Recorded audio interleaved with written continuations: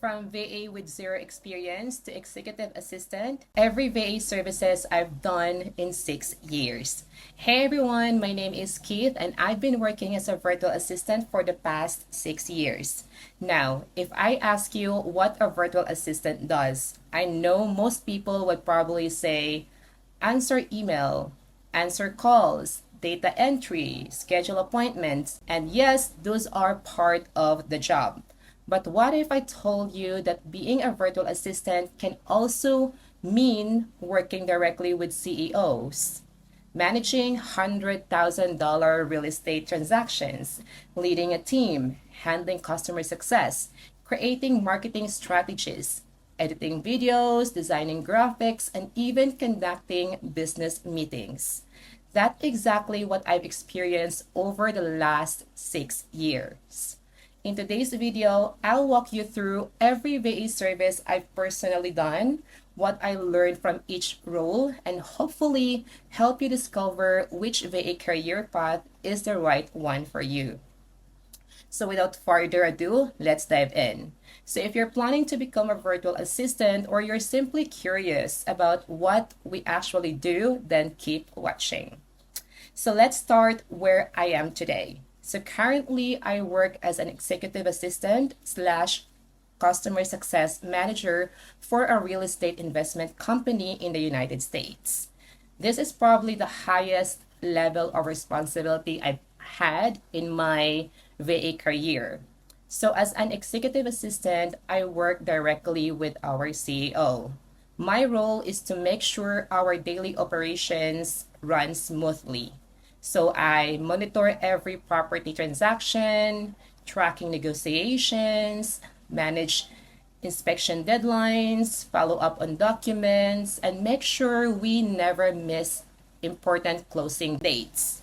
Since our company buys properties across different states in the US, there are a lot of moving parts. So there are buyer agents, negotiations, inspections, underwriting, purchase contracts, and multiple deadlines happening all at the same time. So my job is to make sure everything stays organized and nothing falls through the cracks. I also create weekly and monthly report that help our CEO make better business decision and make the process more streamlined. So these reports allow us to see our progress, identify problems, and decide what areas we need to improve. Aside from that, I also monitor our team's KPI. So I coordinate with different departments and help create strategies to achieve our monthly goals. One thing I really enjoy about this role is that I don't just manage tasks. I contribute and help to improve the whole business. Aside from being an executive assistant, I also work with them as their customer success manager. So this role is completely different. Instead of managing internal operations, my focus is building relationships with our clients and business partners. So I regularly communicate with them through WhatsApp, Teams, email, phone calls, any other virtual meetings. I check how they're doing, I gather feedback, I solve their problems, and make sure they continue having a great experience working with us. So one lesson I've learned is this: clients don't stay because of your product or your service alone. They stay because of the relationship you build with them. So good communication builds trust, and trust builds long-term partnerships. So now, I didn't start here. So let's go back in 2020 when I first entered the freelancing or the VA world. I honestly didn't know much about it. I just did my own research and I started everything on my own. I didn't have any trainer, I didn't have any someone to advise me or give me some tips. I didn't have anything. So since I graduated with a degree in marketing management, I decided to search for any marketing role that I can do online. And guess what? Social media marketing is the one that shows up or keep popping up from my search. So I don't have any idea what social media marketing is when I started. I just do a lot of research. I learned about it. I followed different social media manager and specialists and learned what kind of tasks they do until one day I got some knowledge what social media marketing is, and that's where I started to look for a client that looking for a social media marketing. And during that time, way back 2020, social media marketing is quite popular kind of job because that is where the social media is currently going up like consistently. So I'm able to get a job as a social media marketing right away, even though I don't have any experience yet with a startup company because they cannot afford someone with experience because they're asking too much. So for a someone that is newbie but have the information and have the knowledge on different social media platform, then that's why they hired me because I have the knowledge, I don't have the experience, but it seems like I know everything. That's why they hired me to do the job. And during that time, what I did is just like, there, the saying like, fake it till you make it. That is the kind of strategy I apply. So, as a social media manager, I learned much more than simply posting on social media. I created content calendars, scheduled posts, write captions, research hashtags, replied to comments, analyzed reports, and studied how different social media algorithms work. I manage I experience managing Facebook, Instagram, Twitter, Pinterest, YouTube. And one thing I realized during that time was that every platform is very different. What works on Facebook doesn't mean it will also work on Instagram. What performs well on TikTok doesn't mean it will completely work or fail on YouTube. That's why I spent countless hours studying how each platform works. I also learned graphic design and video editing because creating engaging content requires more than just writing captions. So this role taught me creativity, consistency, and the importance of using data instead of just guessing. So because I was creating social media content, I naturally started learning graphic design. So I started getting clients asking me to create promotional poster, event graphics, marketing materials, social media posts like inform- informational graphics, and even printable designs. Eventually, I also learned video editing. So I learned different kind of skills in this role.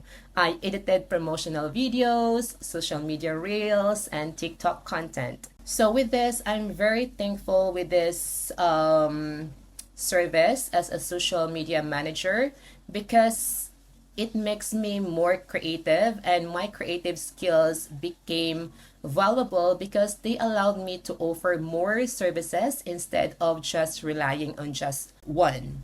So I also experience being a YouTube content creator. So I have a client, he own a YouTube channel and I am the one who create all the videos. So I work with this client and our content is all educational videos about different online software like for example Asana, Monday.com, Grammarly, ChatGPT, not ChatGPT because during that time ChatGPT still doesn't exist.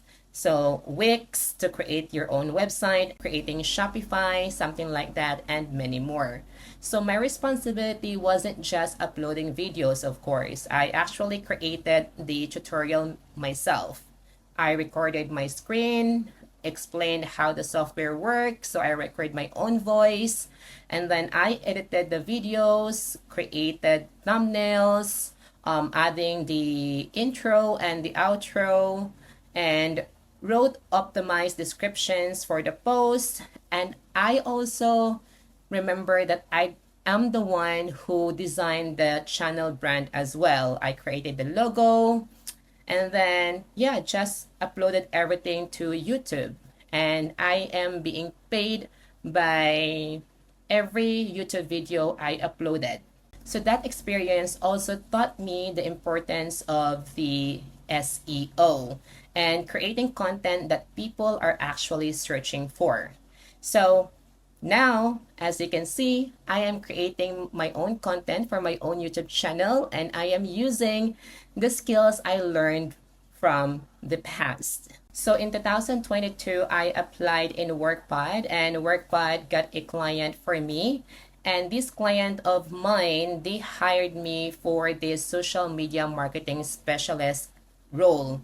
But when I started working with them, they first let me do the customer support role since I have my 4 years experience in a call center, and they don't have anyone who will be handling their customer support during that time. So they let me first handle that kind of task. So with that, I just do some answering emails. I handled support tickets. I also took phone calls. I solved customer problems and help users understand the platform. Everything, it's very easy for me because I already had my 4 years experience handling different kind of customer, handling different kind of situations. So whenever there is irate customer, it's not a new thing for me, and I'm not scared of handling them. So it's very easy, and I'm very calm whenever I try to resolve issues with irate customer. And that is something that my clients complimented me and so happy of me. So with that, because I constantly performed well, my client promoted me to an onboarding specialist role. So now, instead of solving problems, I was helping new customer get started. So whenever there is an enterprise account with 10, 20, or 30 members, I am the one who set up all the accounts for all the members. And then I conducted live training session through virtual meeting. It can be a group meeting, like a big group, small group, or it can be a one person. So it's like a face to face, and I always turn on my camera whenever I do that, just like this. So I'm no longer a camera shy kind of person because I've been doing this one for more than 4 years now. So talking to foreigners online and with camera on, it's something that I am very comfortable doing already. So my job was making sure everyone knew how to use the platform successfully. So this role greatly improved my communication and my presentation skills. So this promotion completely changed the way I think. And instead of simply helping customers, I started helping improve the business. So since I am the one who faced their direct customers, I collected their feedback. I documented recurring problems, and I shared this one with our team with a suggested improvement for us to improve our service based on the customer's feedback or based on what I heard that our customers are hoping to see inside our platform. And I also suggested a new workflow. I created automation. I designed email templates. I even built the sales process for the business. So none of this task being requested by our client. I just simply saw opportunities and then I just took initiative to share my ideas just to help the business. And that made all the difference. So with that kind of initiative, it led me to be promoted again. So this time I became a customer success manager. So now I wasn't only responsible for customers, but I was responsible for my own people. So I trained my new team members. I created their KPIs together with our head of marketing.